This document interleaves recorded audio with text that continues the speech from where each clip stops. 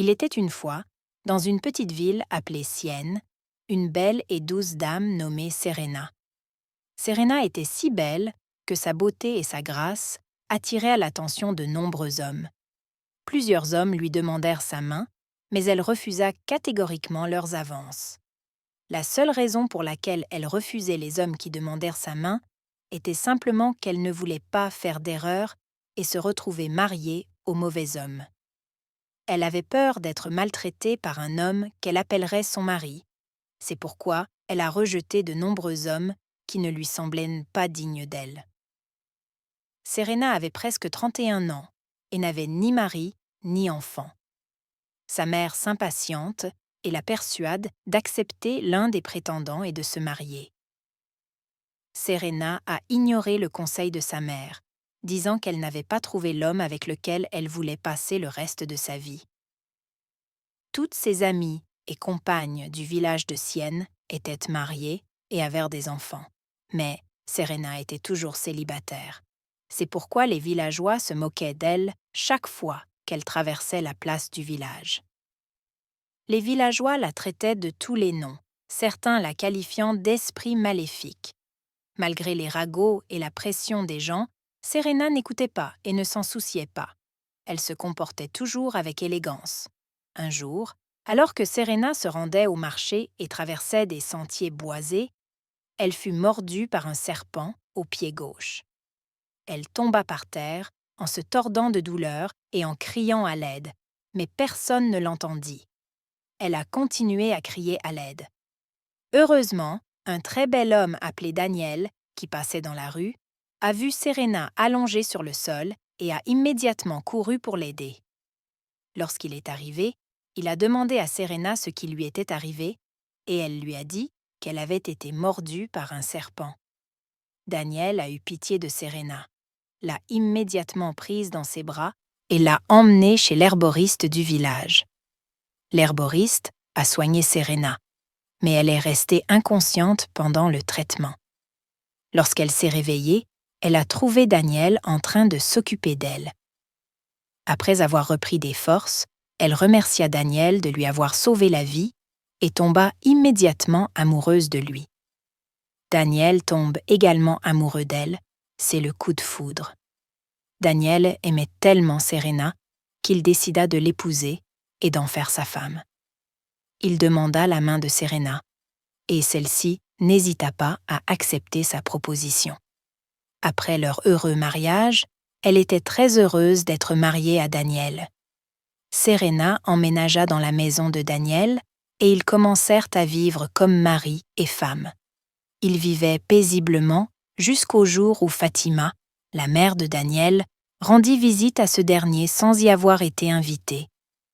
La mère de Daniel était connue pour son caractère problématique et arrogant, et tout le monde essayait de se tenir à l'écart de ses problèmes, car elle était connue pour ses pouvoirs et son amour de la magie noire. Elle possédait d'étranges pouvoirs magiques qu'elle avait reçus de la déesse de la rivière de la ville de Sienne, ce qui rendait les gens encore plus craintifs à son égard. Lorsque Serena a vu sa belle-mère, elle l'a accueillie et lui a servi à manger. Sa belle-mère mangea la nourriture en faisant semblant d'être une bonne femme. Après le repas, lorsque son fils Daniel est rentré à la maison, il a commencé à se plaindre de Serena et de la nourriture qu'il lui avait servie. Elle lui dit que la nourriture que Serena lui avait donnée n'avait ni goût ni viande, et que Serena avait ajouté quelque chose à sa nourriture. Cependant, Daniel, sachant qui était sa mère, n'a pas pris ses plaintes au sérieux. Fatima commence peu à peu à rendre la vie de couple de Serena insupportable. Elle se plaignait toujours de la moindre erreur, trouvait toujours à redire à Serena et lui rendait difficile la tâche de lui préparer chaque jour 6 plats différents selon ses goûts, de nettoyer la maison pour la plus grande satisfaction intérieure de sa mère, de laver tout son linge sale et de s'occuper de ses besoins. Mais Fatima n'était jamais satisfaite. Elle avait toujours quelque chose à redire. Serena devient peu à peu une servante dans sa propre maison conjugale, sans repos ni moment de paix.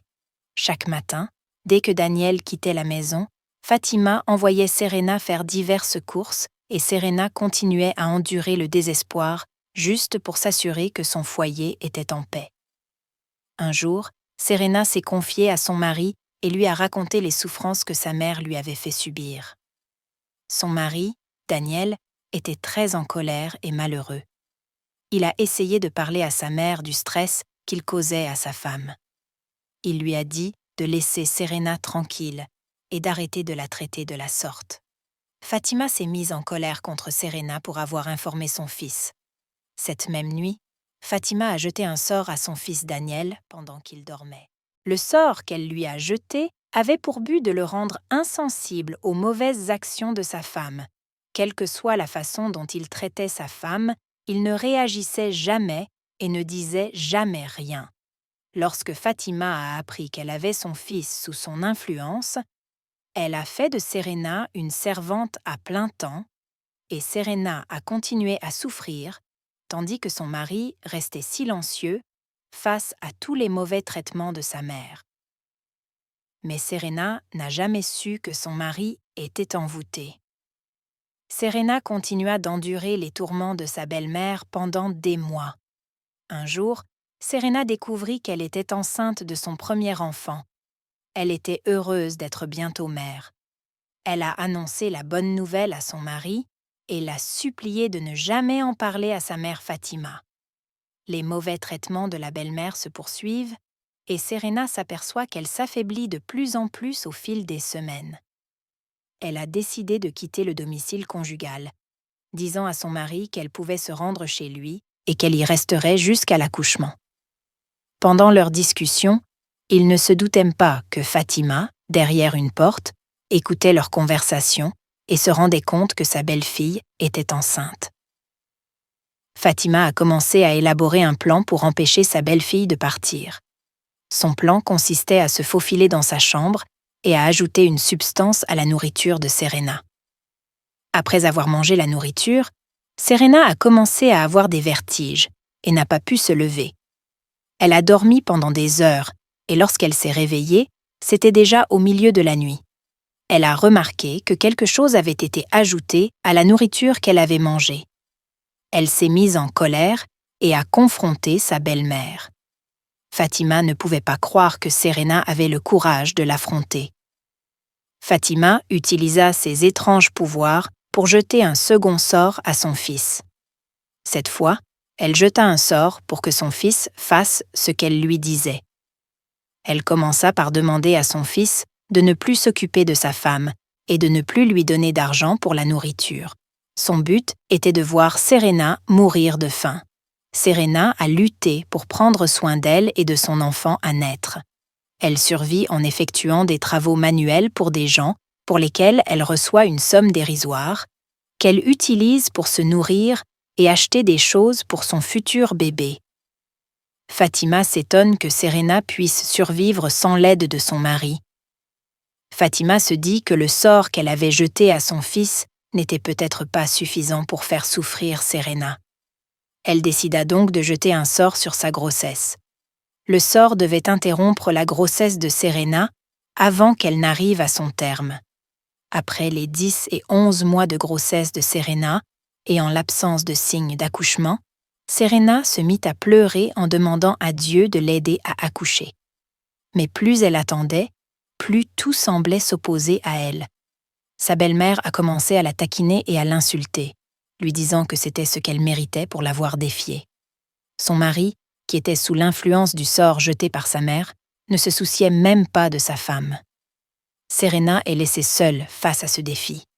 Fatima, déterminée à faire souffrir sa belle-fille, a fait venir une autre femme pour épouser son fils et a chassé Serena de son domicile conjugal, malgré sa grossesse. Lorsque Serena est rentrée chez elle, elle a raconté à sa mère tout ce qui s'était passé. Celle-ci est très fâchée que sa fille ait subi tout cela de la part de sa belle-mère. Elle l'a recueillie et s'est occupée de Serena, heureuse que sa fille s'en soit sortie vivante. Serena a continué à lutter contre sa grossesse. Au 8e mois de sa grossesse, elle tombe malade. Sa mère commence à s'inquiéter pour sa fille et sa grossesse. elle l'emmène chez un herboriste qui, après l'avoir examinée, dit à la mère de Serena que la grossesse de sa fille est ensorcelée. Il lui propose d'emmener sa fille à la rivière Siena et d'y prendre un bain, car le sort jeté à sa fille vient de la déesse Siena, et seul un bain dans la rivière Siena peut inverser le sort. Lorsque Serena reprit conscience, sa mère l'emmena à la rivière Siena et elle s'y baigna. Au bout de 3 jours, elle commença à se sentir mieux et plus forte. Le 4e jour, elle commença à avoir des contractions. Après 6 heures de travail, elle a donné naissance à un petit garçon. Elle était très heureuse et excitée. De retour à la maison de Serena, la femme que Fatima avait amenée à la maison pour l'épouser s'est avérée être la fille d'un prêtre très puissant, doté de grands pouvoirs magiques. Lorsque Fatima a essayé de la maltraiter comme elle l'avait fait avec Serena, elle a refusé et s'est opposée fermement à Fatima. Fatima ne savait pas que cette femme possédait de grands pouvoirs qu'elle avait déjà obtenus de son père. Fatima essaya de lui jeter un sort, mais celui-ci ne fonctionna pas. Fatima décida alors d'empoisonner sa nourriture. Une nuit, alors que la femme dormait, Fatima se faufila dans sa cuisine pour ajouter du poison à sa soupe. Mais la femme ne dormait pas, elle faisait semblant. Elle a vu Fatima ajouter du poison à sa nourriture. Après le départ de Fatima, la femme prit la marmite de soupe empoisonnée et la remplaça par la marmite de soupe de Fatima. Le lendemain matin, Fatima se réveilla joyeuse, s'attendant à entendre bientôt de tristes nouvelles. Elle entra dans sa chambre et commença à manger dans la marmite de soupe qui s'y trouvait, sans savoir que la nourriture qu'elle mangeait était celle qu'elle avait empoisonnée. Après avoir mangé, elle s'est allongée dans sa chambre et ne pouvait plus se réveiller. Elle est morte. La femme découvrit que ce qu'elle avait ajouté à sa soupe était du poison et fut heureuse que la méchante femme soit enfin morte. Immédiatement après la mort de Fatima, le sort qu'elle avait jeté à son fils disparut de ses yeux. Daniel se mit à la recherche de sa femme Serena, mais la femme lui dit que sa mère l'avait renvoyée chez elle. Elle lui raconte comment sa mère a menti sur Serena et lui a fait croire que Serena était une sorcière, ce qui l'a poussée à le suivre chez lui et à l'épouser. Daniel a demandé pardon à Serena et a quitté sa maison pour ne plus jamais y revenir. Il est allé demander pardon à Serena.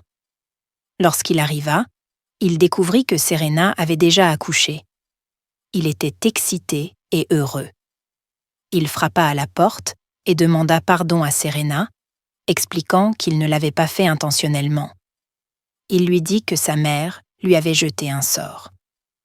Serena, en bonne femme, lui pardonne et retourne avec son fils au domicile conjugal. Lorsque Serena arrive chez elle, elle découvre que sa belle-mère est morte. Elle est prise d'un malaise et pleure amèrement. Mais à la fin, Serena et Daniel, ainsi que leur fils, ont vécu comme une grande famille heureuse. La leçon morale de cette histoire est qu'il ne faut jamais faire de mal aux autres, car ce que nous souhaitons aux autres nous revient toujours. Soyez bons et gentils avec les autres.